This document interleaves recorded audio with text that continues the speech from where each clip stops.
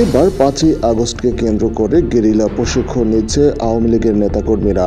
ইতিমধ্যেই বিভিন্ন গোয়েন্দা প্রতিবেদনের মাধ্যমে এই তথ্য নিশ্চিত করা হয়।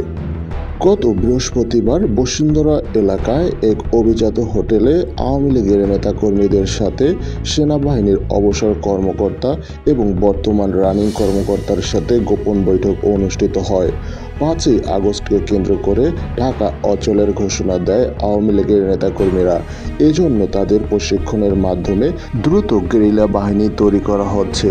এর ফলে ঢাকা অচলের মাধ্যমে বর্তমান তত্ত্বাবধায়ক সরকারকে পদত্যাগের মাধ্যমে নতুন আওয়ামী লীগ সরকার গঠন করতে যাচ্ছে।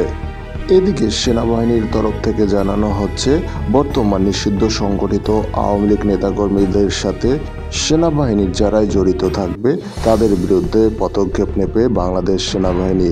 ইতিমধ্যেই তদন্ত শুরু করে দিয়েছে সেনাবাহিনী কর্তৃপক্ষ। এদিকে 5ই আগস্টকে ঘিরে সরকার অতিরিক্ত নিরাপত্তা ব্যবস্থা গ্রহণ করতে যাচ্ছে। ইতিমধ্যে রাস্তায় মোড়ে মোড়ে তল্লাশি শুরু করে দিয়েছে পুলিশ ও সেনাবাহিনী, যাতে কোনো অরাজক পরিস্থিতির সৃষ্টি না হয়। তাই দ্রুত সরকারকে এ বিষয়ে পদক্ষেপ গ্রহণ না করলে ভয়াবহ পরিস্থিতি গ্রহণ করতে হবে।